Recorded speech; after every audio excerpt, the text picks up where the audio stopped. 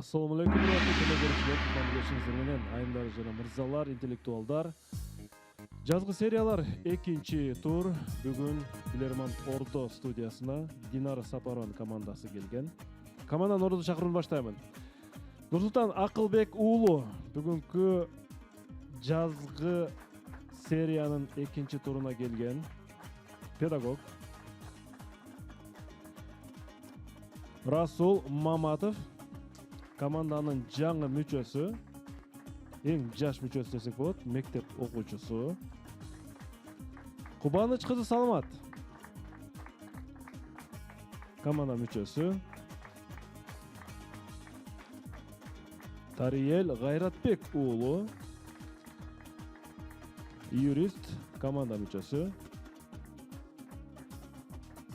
Жаныш Жусупбеков команда мүчөсү.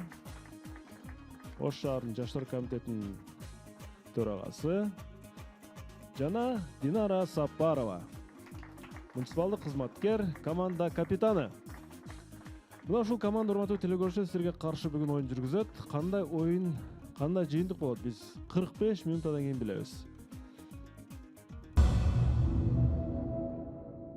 Урматтуу телекөрүүчүлөр, оюн башталды. Динара айым, командаңыз менен кош келипсиздер. Сөз кезеги сизде. Маанаңыздар жакшыбы, команда даярбы? Сиздер акыркы эсеп, сиздерде 6-5 эсебинде бир упай менен сиздер жеңишке жеткенсиздер. Бүгүн ошол эсепти, ошол статусту сактап каласыздарбы же жокпу? Көрөбүз. Сөз сизде. Саламатсызбы, урматтуу алып баруучу, саламатсыңарбы клуб мүчөлөрү жана телекөрүүчүлөр. Май айындагы майрамдардан кийин жалпыңыздардын маанайыңыздар жакшы деген ойдомун. Биздин команда бүгүн оюнга толугу менен даяр, телекөрүүчүлөр менен таймашабыз, буюрса жогорку лигага чыгабыз. Бул берүүнүн башкы демөөрчүсү Ош шаарынын мэриясы. Ушул учурдан пайдаланып биз Ош шаарынын мэри Жетигенов Бакыт Жеңишбековичке команда, клуб, жалпы өзүмдүн атымдан, баарыбыздын атыбыздан ыраазычылык билдиребиз. Жана ошондой эле биздин өнөктөштөрдү айта кетели. Башкы өнөктөшүбүз адаттагыдай эле Барбол фирмасы, Барбол кондитерлик фирмасына чоң ыраазычылык билдиребиз. Жана Актив дизайн, полиграфия жана жарнак борбору биздин дагы бир өнөктөшүбүз. Буларга да ыраазычылык билдиребиз. Ошондой эле Таев костюмс дүкөнүнө баарыңыздарга ийгилик каалайт. Анда биз оюнду баштадык, урматтуулар. Эсеп 0-0. Биздин даректерди экрандан жазып алыңыздар жана суроолорду күтүп калабыз. Вот, эсеп 0-0. Биринчи раунд.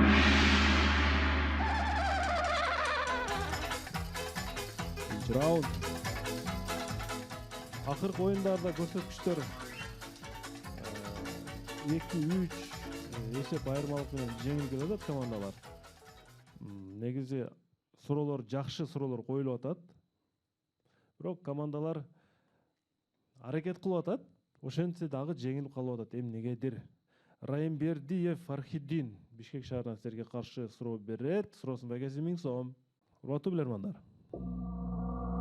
Япон аралдарында Айну деген бир уруу жашайт. Булар Сахалиндин айрым аймактарында дагы жашайт. Өздөрүнүн түшүнүгүндө булар биз чыныгы адамдарбыз деп эсептейт. Бирок көз караштары технологиядан артта калган кийимдерди кийип жүрөт кадимкидей эле.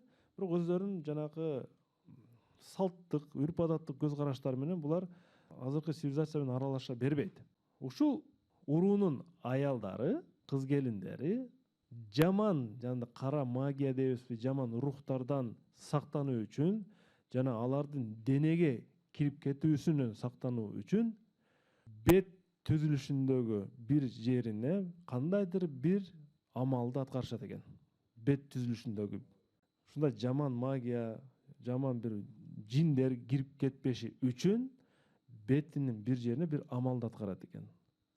Урматтуу билермандар, сиздерге суроо. Алар эмне кылышкан, бет түзүлүшүнүн кайсы жерине кандайдыр бир амалды аткарышкан экен. Минута кетти. ушундай мурдуларың жоголбойбу? Бул бет дегенде ошо бет түзүлүшпү же мына мурун, көз? бет түзүлүшү кетет. Эми озго кирип кетпеш үчүн ооз мурунду жаап албайт абы? Жок. Кулак сөйкө салат. Кулак сөйкө салат. Күнөөлөрдөн арылайлы, немелерденчи назар бурун. Анан кийин чачтын аркасына неме тагып. бел кое албайбы? Бизде мындай Бет түзүлүшүнө деп атат, мынандай жер. Бизде мындай түшүнүк бар го. Баягы оно көз монжок көз тийсе көз монжокко тийсин, бага тийбесин. Ошондой мождусу биз айтып аткандай мурдусуна Бетинде боёп алышат го.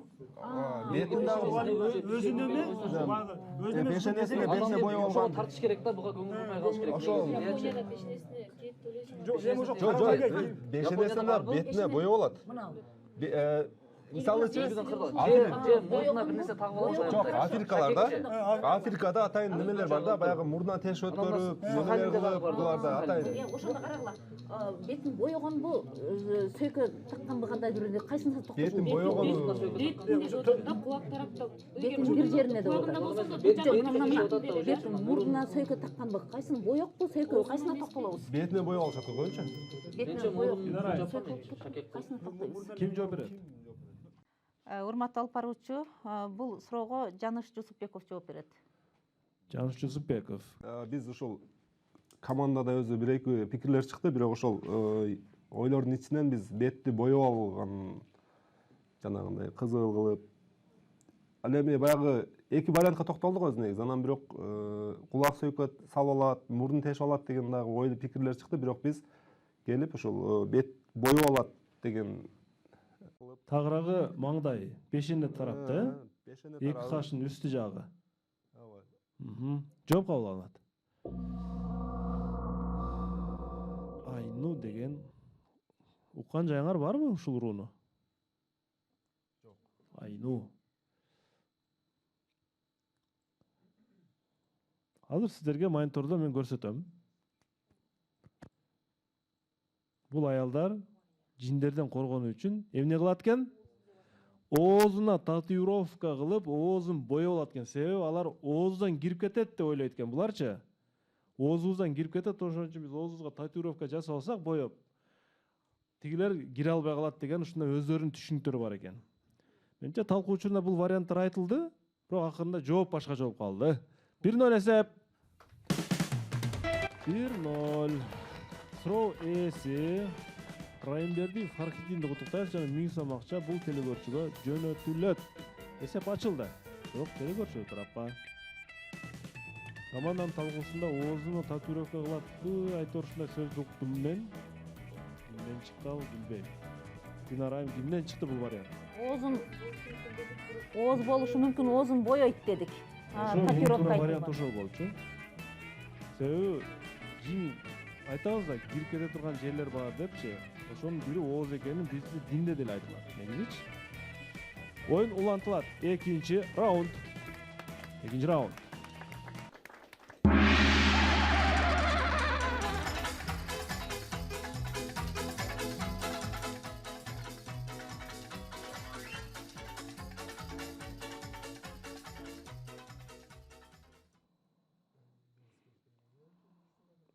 Николай Филимонов Россиядан силерге каршы суроо берет. Урматтуу билермандар. Что, где, когда оюнунун редактору жана тренери Эстониялык элитарлык клубтун белгилүү билерманы Павел Ершов билермандардын сыпаттарын белгилеп жатып, эң негизги 3 сыпатка ээ болуш керек интеллектуалдар деп эсептейт экен. Жана ал 3 сыпатты эски телевизорго салыштырган. Эски телевизорлорго салыштырган. Урматтуу билермандар, сиздерге суроо. Эски телевизордагы салыштыра турган болсо, анда кайсы 3 сыпатты айта алабыз телевизордагы? Кетти минута. Урматтуу алып баруучу, бул жерде бир сурообу же үчөөн табышыбыз керек? Үчөөн тең табышыңар керек. 3 сыпат. Билерман, эң мыкты билермандын 3 сыпатын эски телевизорго салыштырган. Убакыт кетти. Экиле түстө көргөзөт. Ооба же жок деп туура жооп чыкканда жооп берет. Бул бир, ак карада. Бул бир дагы. Эски дагы. барды кымылдат. Оор болот. Оор болот и этот интернетке не подключен жолу да, андачы только антеннасы бар. интернет жок, башка жак менен связь жок. Анан биринчи чыккан телевизор, биринчи жооп бериш керек, мисалы туура жоопту. Жок, биринчи Балким чыккан убагында деген. Эски деп атат да. Плюс жанагы эмне баягындай эме булак эле бураганда мындай Канал калчусу. канал калчусу. Антенналары жанагы арткы бөлүктөрүндө бир нерселер жокпу? Баягы лампочкалар болчу эле баратында. Физически ал неме да болуш керек да, барып бураганда ошондо связь болуш керек. Дагы үчүнчүсү. Оор болуш керек. Горизонт деген телевизор болгон мындай чоң, оор да. Мисалы да. Пульт менен башка бир оюн өзгөртүрбеш керек дегенде идея эмеспи? Пульт эмес, салмактуулугу, анан плюс жанагы мындай эме каналдарга бураганда капитан жоопторду Так бергени. так деген да. Мындай орду менен ар бир канал. Динара айым, ким жооп берет? Ишенимдүү вариант барбы? Болсо жооп бериңиздер. Урматтуу алып баруучу, бул суроого Нурсултан Акылбек уулу жооп берет. Нурсултан Акылбек уулу, айтыңыз. Биринчиси бул мисалы эски телевизорлордо пульт жок болгон. Кайсыл каналга бураса ошол жооп берген. Мисалы алып баруучу кайсыл оюнчуну көргөзсө, ошол гана жооп берет дегенге токтолуп атабыз бирөөсү. Бир сыпаты. Бирөө гана жооп берет, калгандар жооп бербейт. Анан эски телевизорлор эки гана түстү көргөзгөн, ак кара. Ал алып баруучу баягындай эки вариант айтпайт, жо туура болот, же ката болот. Баягындай талашпайт дегендей мыкты билерман, эч качан алып баруучу менен талашпайт дегенде ой айтышы мүмкүн. Анан биринчи чыккан телевизорлор мындай бир өтө деле шикарный эмес, мындай жөнөкөй болгон. Мыкты билерман бул жөнөкөй болот, өзүн звезда сезбейт дегендей ой болушу мүмкүн. Жооп кабыл алынат. Мен туура жоопту айтып атам. Эски телевизорлордо 3 эле бурагыч болгон, 3-өө. Биринчиси Семетей мырза үндү жогорулатат. Экинчи бурагыч экранды жарыктандырат, яркий кылат. Үчүнчүсү экранды тунукташтырат эфирде. Ушул 3 бурагыч болгон. Бул деген Павел Ершов билерман ушул 3 сыпатка ээ болуш керек. Биринчи, үнү бийик чыгыш керек деп атат. Экинчиси, мындай яркий, эмне дейбиз? Яркий дегенди кыргызча мындай ачык, мындай жаркылдаган, жаркылдаган эме болуш керек. Жана үчүнчүсү тунук жооп бериш керек, тунук сүйлөш керек деген ойду айткан. Ушул 3 сыпатка салыштырган. 2-0 эсеп, урматтуу билермандар. Павел Ершов жөнүндөгү сурооусу менен Николай Филимонов 1200 сом акчалай утушка ээ болду. Телевизорлордун түбүндө 3 бурагыч эле болгон. 2-0. Жеңилдикке качпагыла, проблемадан качпагыла, проблеманы чечкенге шашылгыла. Тескерисинче. 3-чү раунд. 3-чү раунд. Команда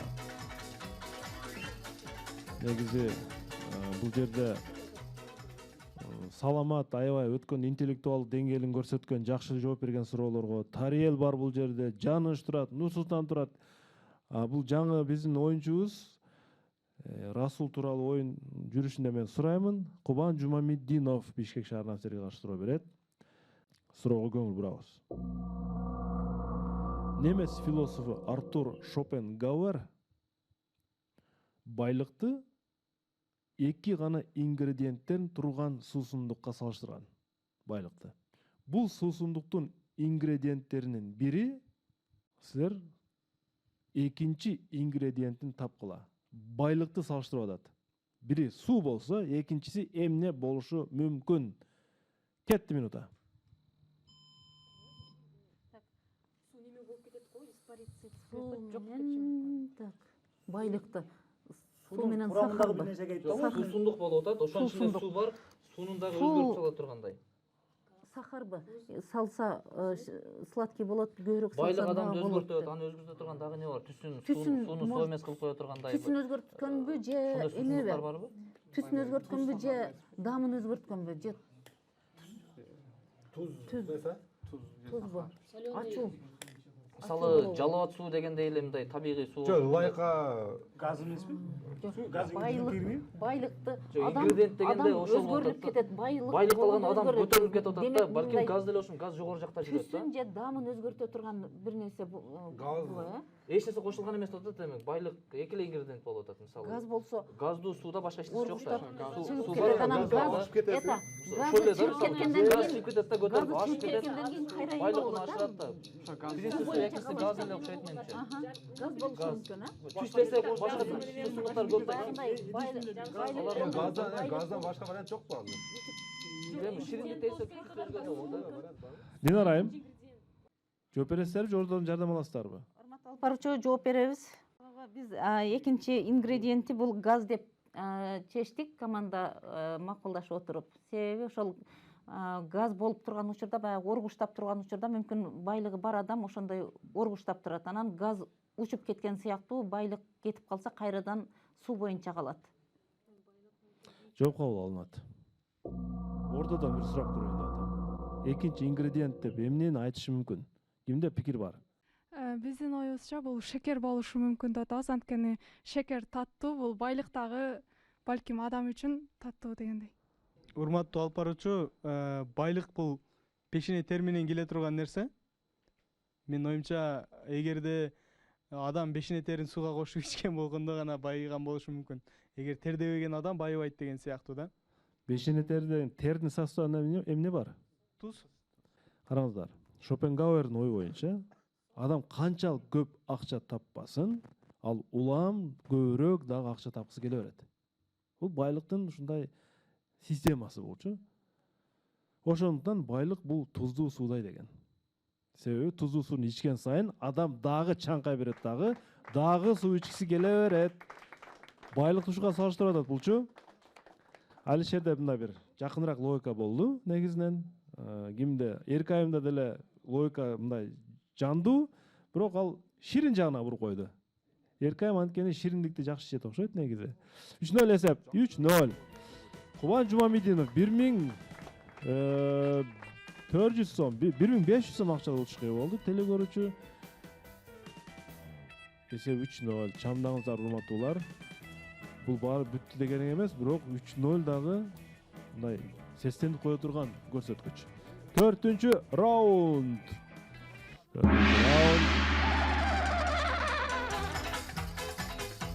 Аймашты мен эгер абал ичинде болсо, урматтуу көрөрмандар, мен 2 жумана бир жолу уюштуруу менен сунуштайм. Мени чиритпесек болбойт. Бул мени жөн эле көтөрүп жүрөргөн да болбойт да. Мени иштетишибиз керек. Жахангир Кайнаров Өзбекстандан, Сырдария облусунан сиздерге каршы суроо берет. Суроосун келсе 1700 сом. 20-кылымдын башталышында эркектердин, мырзалардын арасында шляпа кийүү аябай мода болгон.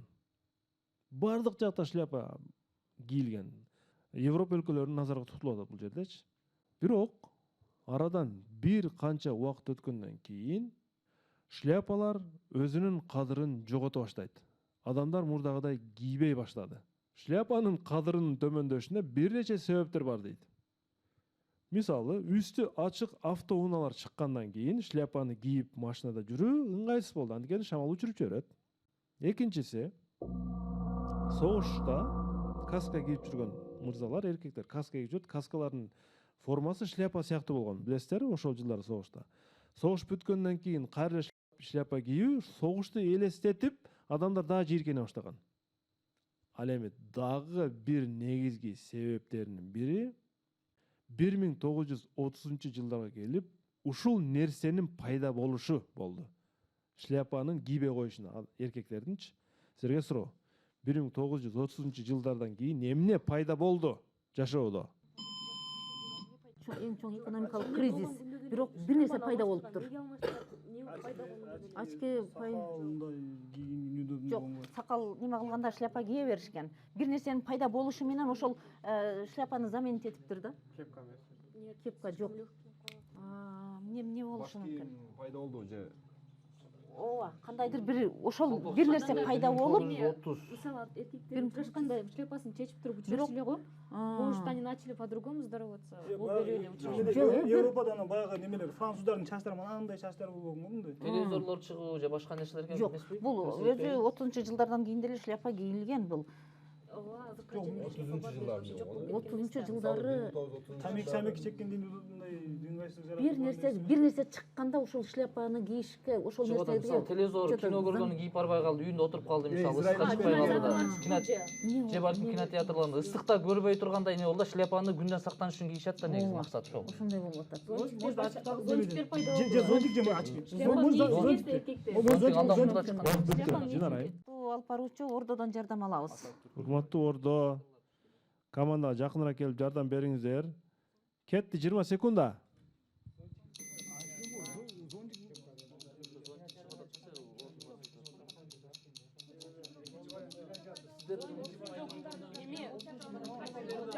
Шляпаны жамгыр токтогондо, жамгырдан кийишкен эркектер ошо зонтик.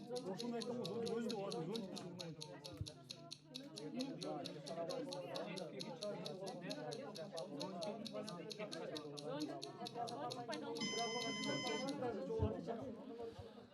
Ордо жардам бүттү. Рахмат. Динара. Бул суроого Ордодон дагы жардам алдык. Жаныш Жусупбеков жооп берет. Ордонун вариантын айтасыздарбы? Урматтуу алып баруучу, биз Ордодон жардам алдык. Ошо анан көпчүлүгүбүз токтолуп, зонтик кол чатыр. Кол чатырдын пайда болушу менен шляпа чечилди. Ошондой. Эми чечил деген тегиз эмес, мурдагыдай мода болбой калды деп атасыз. Эмне үчүн күндөн кандай? Же жамгыр Жааганда деле кинотеатрлардан чыкканда деле баягы зарылчылык жок болуп калат. Башында зонтик боло турган болсо ыңгайлуу болот. Күндү тосот. Кол чатырдын пайда болушу шляпалардын мындай чечилишине көбүрөөк таасир эте баштады. Жооп кабыл алынат. Туура жооп. 1930-жылдардан кийин шампунь пайда болду, урматтуулар. Шампунь пайда болду жана эркектер чачтарын жууп чыга баштады. Мурдагыдай папсайган чачтар жоголду жана прическага салынды чачтар, шляпа кийүүгө кажет калбай калды, урматтуулар. Андан кийин шляпаны мурдагыдай кийишпей калды, чачтарын жасап ушундай болгон. Каяктагы зонтик, урматтуулар. 4-0 эсеп. Жахангир Кайнаров куттайбыз Өзбекстандан. Бул телекөрүүчүгө бул акча толук кетти. Акчалай утуш. Мен кайсы бир билермандын идеясы туура болсо, балким 50%га бөлүнөбү десем, жок. Билерман Ордого насип болбой калды бул утуш. Эсеп 4-0.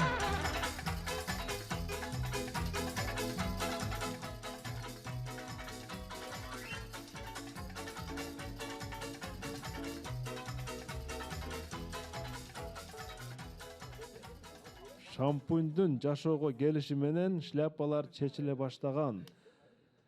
Блиц раунд. 3 суроо 20 секундадан, урматтуулар. Мониторго көңүл бурабыз. Өтө крупный да бир аз эме болуп калат экен, бир аз узаагыраак алыш керек экен, Суроо 20 секунда гана берилет. Бул эстеликтер, урматтуу билермандар, Швециянын Мальмё шаарында орун алган. Муну жасаган композицияны оптимисттер оркестри деп атап коюшкан адамдар. Ушул көрүнүштүчү. Эми силерге суроо.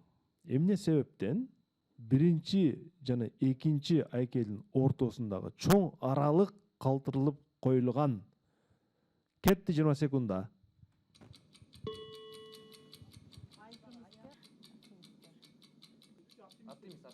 Оптимист. Бул командир болушу мүмкүн да. Ошол вариантта эми командир болушу мүмкүн, же болбосо дайыма элечи парадта өткөндө деле. Жок, оптимист деген баягы бошун көрө эле же ичиндеги суусун көрө эле? Жок, оптимист деген жакшы алдыга. Оптимист дегенчи пессимист, оптимист деп деме ол бөлүнөт да. Оркестр деп дагы неме кылганда, демек ал дирижер нар жагы бир неме. Ким жооп берет? Эмне үчүн бул ортолук атайын бош турат? Бул жерге Швецияга келген адамдар меймандар, туристтер, жергиликтүү калк, оптимисттер, оркестр деп коет экен да. Ким жооп берет? Динара айым. Нурсултан Акылбек уулу жооп берет. Урматтуу алып баруучу, бул биринчиде кетип аткан менимче юбка кийип турат. Ошондон мисалы эки кадам алдыда мындай артта жүрүп атабыз деген сыяктуу мындай алыс жүрүүнү көргөзүп атат. Ошонун арттагылар адептүү болуп калабы? Арттагылар ошол адептүү наракка кафеге кирип атат дей турган болсок, булар эми мындай басып кетип атат, кирип аткан деле адам жок. Ошол сыяктуу Юбка кийип алган үчүн артта жүрүп келип атат деп атасыз, Жооп кабыл алынат. Туура жооп. Ортодогу боштукту атайын селфи же сүрөткө түшүү үчүн калтырышкан, урматтуулар. Селфи же эстеликке сүрөткө түшөт. Бул жерге турист көп келет, туурабы? Бул жерде ортодо бирөө туруп, бул колоннаны улап өзүнчө бир ушундай көрүнүш кылып атат. Мен ушул колоннаны улап кетип атам деп, туристтер түшөт экен, меймандар түшөт экен. Айтор ушундай атайын бул жерге сүрөткө түшүү үчүн боштук коюшкан экен. Ай. Блиц раунд токтоду. 500 сом теле көрүүчү Нурбек Станбековго жөнөтүлөт. Ордонун суроосун ойнобосок абал оор. Урматтуу билерман Ордо. Биз Ордо үчүн суроо беребиз. Команда дем алат. Тынчтык Кубатбеков Кытай Эл Республикасында учурда ушул жакта иштейт.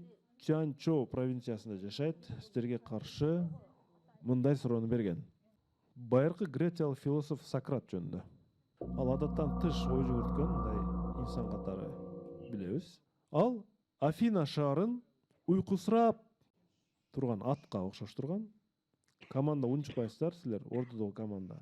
Бул турган билермандар үчүн Афина шаарын уйкусураган атка ал эми өзүн атты ойгонтурууга, жандандырууга аракет кылган бир X'ке салыштырган. X деп бир нерсени жашырып атам да. Силерге суроо. Ошол X'ти таап бериңиздер.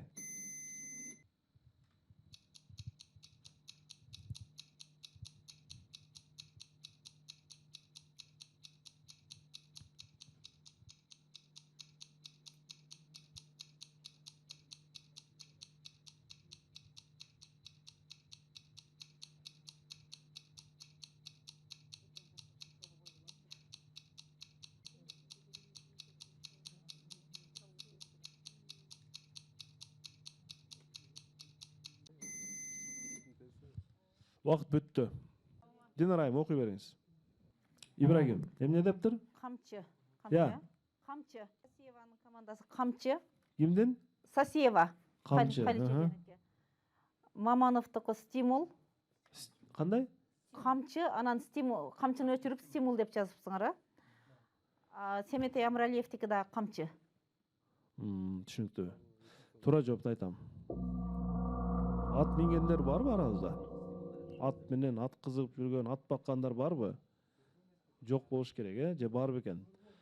Атты эмне уйкусун бузган эмне? Кайсы жандык бар? Бул чымын, урматтуулар. Чымын атты ордунан тургузуп берет. Уктатпайт аттычы. Чагат чымын, кулагына кирип кетет, мурдуна кирип кетет. Өзүн чымынга окшоттурган, урматтуу билермандар. Тынчтык Кубатбековго 1000 сом акча жөнөтүлөт. Кытайга, Чанчжоуда биздин мекендешибиз. Ал эми командаларга эч нерсе жок болуп калды. Урматтуулар, оюнубуз улантылат. Эсеп азырынча 5-0 кайра эле. Бир команданы колдоп кубаттап коелу. Семетей мырза, командага кандай кеңеш бересиз? Мындай өтө кооптуу бир учурда турат да азыр. Мына туура эмес тапса 6-0 бул билермандардын тарыхындагы өтө сейрек кездешүүчү көрүнүш. Алып баруучу азыр эми пессимисттик көз карашты ала турган болсок, жеңүүгө болгон шанс өтө аз. Бирок ошондой болсо дагы бар да. Биз билебиз, 5-0дон да чыгып кеткен командалар болгон. Андыктан мен жандангыла дейт элем. Үмүттүн шоолосу эч качан үзүлбөйт. Үмүт шайтанда деп коет. Ошондон үмүт менен бул команда жакшы ийге жетишет деген ишеничтебиз. Албетте бул кыйын, бирок башка командаларда болгон, биздин командада да 2 жолу болгон. Биз 5тен көтөрүп 6-5ке жеңген учурубуз болгон. Ошондуктан жеңет деген ишеничтебиз. Рахмат. Команда ордодан жардам алып бүттү. Команда алып баруучу тарабынан 1 минут бонус алууга гана азыр мүмкүнчүлүгү бар. Эгерде азыркы жоопту мөөнөттөн мурда тапса, дароо токтотуш керек, жооп бериш керек. Ошентип убактыны мүмкүнчүлүк кармап калыш керек. 6-чы раунд. 6-чы раунд.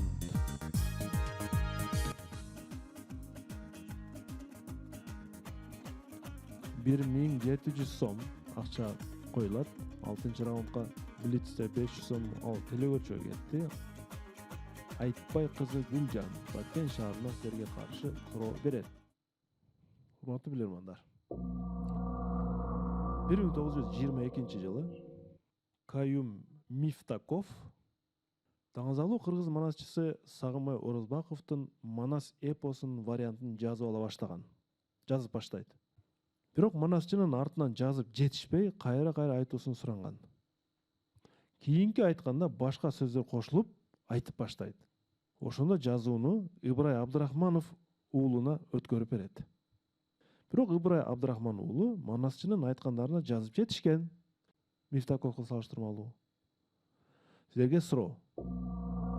Ыбырай Абдрахман уулунун бат жазып жетишкенин себеби эмнеде болгон? Мөөнөтүнөн мурда жооп даяр. Ой, кайрандар ая. Ой, ким жооп берет экен? Мөөнөтүнөн мурда. Жоопту Нурсултан берет. Нурсултан. 5-0 болуш керек экен да, ушу мөөнөтүнөн мурда жооп бериш үчүн, Нурсултан. Урматтуу алып баруучу, жетише албай калгандан кийин анын манасты араб тилинде жазган. Араб тилинде жазуу бул бир алдаганча оңой болот. Ошондуктан ал араб тилинде жазып жетишкен. 5-1 эсеп. Жооп туура. Команданын бетине кан жүгүрө баштады десек болот. 1 минутта үнөмдөп калды бүтүндөй. Жана 1700 сом акча команданын казынасына түштү. Абал бирок дагы деле өтө сүйүнүчтүү эмес. 7-чи раунд. 7-чи раунд. Манас араб тилинде жазылгандыгы үчүн бат жазып жетишкен, анткени Ыбырай Абдрахманов аябай илимдүү инсан болгон. Мифтаков болсо жазып жетишпей калган. Эми эсетиңиздер, Сагынбай Орозбаковдун варианты канча саптан турат? Мен эсимден чыгып атат. Таякпайды билем. 7-чи раунд. Актив дизайн суроосу. Биздин өнөктөшүбүз. Актив дизайн суроосу. 1000 сом акча коюлган. Жана 2000 сом акча менен 3000 сом акча ушул суроо коюлат азырчы. Эгер утсаңар. Мониторго назар салабыз. Эмнени көрүп турасыз, Динара айым? Акталган дарактар. Акталган дарактар. Сиз быйыл дарак актадыңызбы? Жаздан бери актап атабыз. Суроого көңүл бурабыз. Урматтуу билермандар. Жапайы токойдогу дарактарды эч ким актабаса дагы, сүрөттөгүдөй кылып, алар кадимкидей жакшы өсүп жетилет, курт да түшпөйт, башка да болбойт. Эгерде ошондой болсо, анда эмне үчүн биз дарактарды актайбыз деп кээ бирлер мындай бир суроо берет экен да, өзүнө өзүчү. Токойдогу дарактар акталбай, сырдалбай эле жашынакай өсүп атса, эмне үчүн биз анда дарактарыбызды актайбыз деп. Суроону улантамын. Биздин корообузда, көчөлөрдө, шаар кыштактарда, көчө бойлорунда өсүп жаткан дарактарды, мөмөлүү дарактарды убак-убакытсы менен биз жаз келиши менен актап турабыз. Себеби көпчүлүк мынтебиз. Аппак көрүнсө, мындай жакшы көрүнөт, сулуу көрүнөт дейбиз, бир түстө көрүнөт дейбиз. Дагы бирлер айтат, даракты актоо курт кумурскалардан сактайт деп. Чындыгында адистер андай эмес деп эсептейт, урматтуулар. Сиздерге суроо. Эгерде курт кумурскалардан сакташ үчүн акталбаса, сулуулук үчүн да акталбаса, анда эмне үчүн дарактарды мынтип актайбыз биз? Кетти минута. Ошону айтып атат да, токойдогу дарактар эч ким актабаса деле оор тийбейт. Азыр бизде дарактарды мажбур түрдө актатат, жөн просто жакшы көрүнүш үчүн деп эле. Сулуулук куртумурскадан сыртка чыгалы, адам башка дагы эмне бар? Жок, бир изменение болушу мүмкүн да, ошол нерсени билели деп атат. Мүмкүн ошол актагандан кийин да изменение. Бизде эртерээк ошону күндө билиш ишин керек актайт болот да, бир айылда. өзгөрүш байкаш керек. Күндү эртерээк тартат дагы, тезирээк күн жетилсин деп актап коет мисалы. Мурун ошондой уккан сөздөрүм да бар. Андан башка дагы эмне бар? Мисалы ак жарыкты, жылуулукту өзүнө тартат дагы. Жок, бираз эмне болот? Ак түс па, солнечный луч па, кайра неме кылып коет? Салкын болот. Дарактардын арасында салкын дейсиңби? Бул адистер деп атат да. Бул неме көмүр кычкылтекти чыгарат да. Же ошондой болот. Анан жол четинде деп дагы бирде айтып кетти да, бирок жол четиндеги мөмөлүү дарактар деди балким. Дарактарды актап коюшунун дагы бир себептери мурунку немелерге караганда баягы жеп койбосун деп. Жок, ал адам сырткары чыгып кетиш керек болуп атат да. Жок, мал жандыктар жеп койбосун деп. Жандан жарыкта суука эмес. Ошондо коргонуч ичинде коргонуч маселеси да болушу мүмкүн. Баягы мисалы үчүн теректерде айылдарда алиги эшек көп кажып коет, эчки кажып коет деп актап койгон учурлар болот да. Ошондой учурлар бар биринчиден. Бул көмүр кычкылтекти чыгарат. Неме адистер деп атат, бул адистердин көз карашы боюнча деп атат. Ошол сөзгө мындай маани бериши керек. Адиске баягы аварияларды карагандар адиске кирбейби? Жок, бул кырсыктардын алдын алуулар. Шаарда эмес да, жарык көрүнүшү бир вариант ошол болот, экинчиси түнү отражение болуп жол боюндагылар, а? Точно гарантиям жок. отражение машиналар уруп кетпеш үчүн. Ооба, жол боюндагыларды. Динарайым. Жооп бересиздерби же убакыт аласыздарбы? Бонусту алсак. Эмне болот? Чирибеген дейин десе, мал жандыктар жеп койбошсун же чирибеш үчүн Шаарда мал жок деген мал жандык дей турган болсо. мал бар ана жерде толтура. Жок, давайте башка. Жок, мал чирибегенден кеттик. Адам башка дагы идеяга чыгып көрөлүчү, адам башка. Жок, кандай мисалы адистер эмне болот? Ошол актап койгондон ал витамин алып туруп мисалы дарак күчтүү болушу мүмкүн, мисалы көп жашашы мүмкүн, дарак көпкө жетиши. жаратылыш сүйүүчү деди. Мындай нерсе ошону коргош максатында зыян келбейт атат. Токойлордо дарак көп болгон үчүн эме болбойт. Демек, баягы көп жашаш үчүн, кирибеш үчүн. Дагы башка ойго чыгып көрөчү, дагы башка эмне бар? жакшы мөмө бербейби? Мөмөсү жакшы болбойбу? Мөмөсү жоктор деле актала берет да. Мисалы анын сапатына кетип атат да, мисалы актап коюп атат, ал балким энергияны жакшы алып атат, мисалы көп көбүрөккө жетип атат, мисалы дарак. Көп жашаш үчүн анан Дарак көп жашса экологияга пайдасы красотаны тиет баягы деген биз нерсе. буга чейин эле алып таштады, курт кумурсканы алып таштады. Негизи бул эмне үчүн деп атат да? Адистердин айтышы боюнча деп атат. Актап койсо, мисалы дарак көпкө жашайт, дарактар жок болуп кетпейт да, мисалы урап калбашы мүмкүн. Урап калбайт, дарак сынып кетпеши мүмкүн, мисалы жол четинде турат. Күндүн баягы нымдуулугун кармашы мүмкүн, жердинче. Сулуу кооз келди, башка бирлер зыян келтирбеши мүмкүн, эми Суунун нымдуулугун кармайт да, себеби күндүн эмесин кайтарат. Баягы неменин Актаган дарактар азыраак суу ичет. Жаныш аке, актаган дарактар азыраак суу ичиши мүмкүн да. Шаарларда мүмкүн да. Динарайым. Эми жооп бергиле. Эми эч нерсе калган жок силердечи. Жаныш Тусупбеков жооп берет. Жаныш Тусупбеков. Жаныш. бул азыр аябай мындай оор суроо болуп калды. Анан биз үчүн да, мына команда үчүн. Анан азыр командада көптөгөн мындай идеялар, пикирлер чыкты. Бирок жакшы болуш үчүн баягы акталганын себеби бул бир жагынан жаныбарлардан коргонот, экинчи жагынан баягы нымдуулукту кармап, дарактын азыраак суу ичишине себеп болуп, мындай көп жашашына шарт түзүлөт деген пикирди айтабыз да.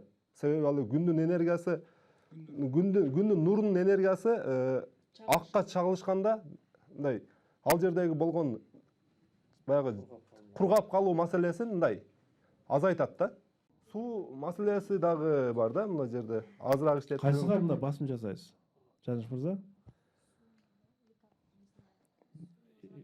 Сөзүңүздүн мындай маңызын кайсыга бурасыз? Кургап калуу маселесинен сактайт. Анан жердеги баягы суу кээ бирки жерлерде жолдун бойлоруна суу дагы жетишпестик болуп калат да. Ошол маселелерден неме кылыш үчүн күн нурунан баягы нымдуулукту бир аз болсо дагы узагыраак кармайт да. Жооп кабыл алынат. Эми эмне болор экен эми? 5-1. Туура жооп. көңүл бурабыз туура жоопко. Адистердин айтымында бул суроого 3000 сом акча коюлуп атат. Адистердин айтымында бактарактарды ак тап сырдоо, моинтип ак түскө боёонун негизги себеби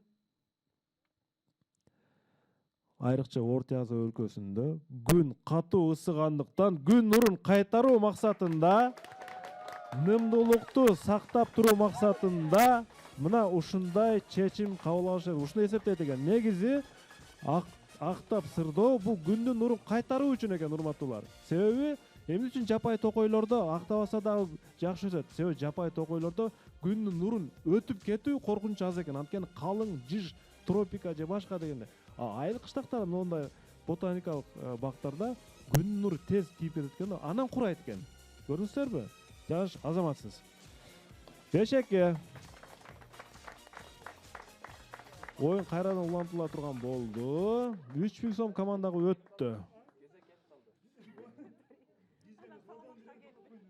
Эгер Жаныш мырза ушул суроону туура эмес тапканда, Ош шаарынын мэри Жанышка сөгүш жарыялайт беле, билбейм. Жаштар комитетинин төрагасы болуп таппадыңбы депчи. Оюн улантылат. 8-чи раунд. 8-чи раунд.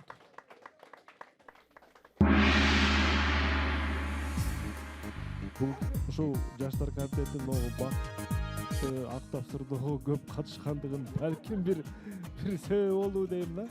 Өтө көп вариант чыкты да. Жаныш күндүн нурун кайтарат деген дедим. Ушуну айтар бекен Жаныш дедим да. Бехрус Бердалов дагы өзбекстандык телекөрүүчүдөн суроо. Мына кече жакында улуу жеңиштин 79 жылдыгы белгиленди. Караңыздар, Ош шаарында бир гана ардагер калыптыр. Касымбай Жолдошев деген. Жылдан жылга эмки 80 жылдыкка кимдер калат? Айтор өмүрлөр узун болсун дейбиз.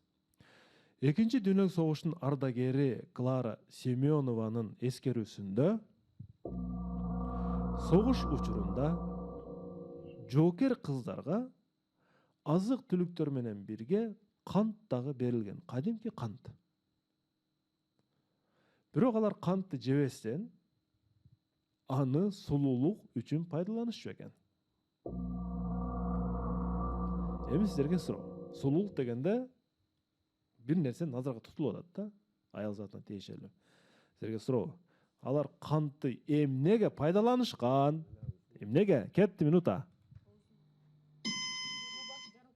Ила жарылаштын оозунда да эми кичинекей маселесин айландырып туруп да. Көзгө же оозго пайдалуу болот да, баягы китептерде да окуган. Жебестен деди. Жебеткен демек пайдаланат экен башка. Мындай чачпашка колдонбойбу? Чачка Кан кошулган бир немелер барбы? Көзгө коюлса кандай болот экен? О, прическа кылбайбы, согушмаганда прическа кылсын эмеспи? Жок, Адамдын сулуулугу эмне сактап турат? Эң тез бузула турган бет түзүлүшүндөгү организм кайсы? Каш, кирпик булар болбосо керек, мисалы. Жок. Көз мындай назик нерселер болуп атат да. Жебестен деп Көз атат. Суу аралаштырып бетин жууган эмеспи? Бетин жууса бирок ары бетиң шакар болсо катып калат го. Мындай аял адамдар эмнени колдоносор эми?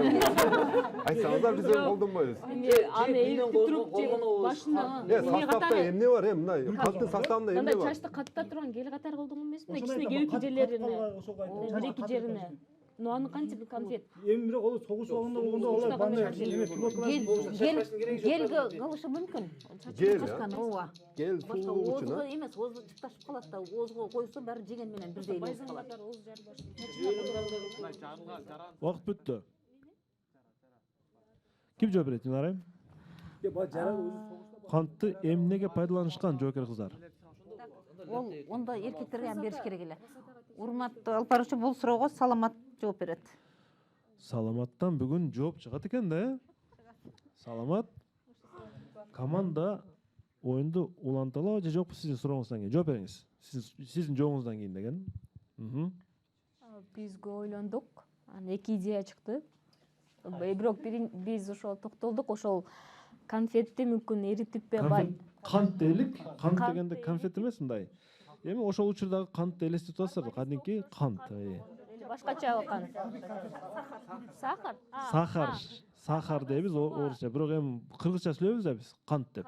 Сууга аралаштырып, баягы чачтарыны бандай биз неме деп койсо, чачтарды катыткандачы мүмкүн көкүлдөрүнү же бир жагын катытканда ушу иштетишкен деп ойлойм да, мындай чачты катыруу максатындабы.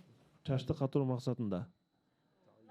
Кээ жерде мүмкүн жалтыраак ушул чачына колдонушканды, суукка болсо ошого да ойлойм. Жооп кабыл алынат. Сиз өзүңүз лак колдоносузбу чачыңызды катырганда? Менде Саламат, жок, салондордо эле колдонулат алар. Салондордо эле колдоносуз. Туура жооп. Жокер кыздар. Кантты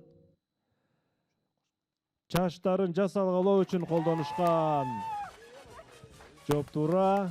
Себеби канттын курамында шекерде билесиздер, кадимки катыруучу зат бар жана бүгүнкү күндө дагы айрым учурларда ушинтип колдонот. Мындай шекерин билесиздер, жабышып калат. Команда оюн да уланта турган болду. Жогорудагы магистрлер командага бир жакшы дух бергендей, себеби 5-тен кийин уланып кеткен оюндар чындыгында эле болгон. Азырынча дагы көрөбүз. 9-чу раунд. 9-чу раунд.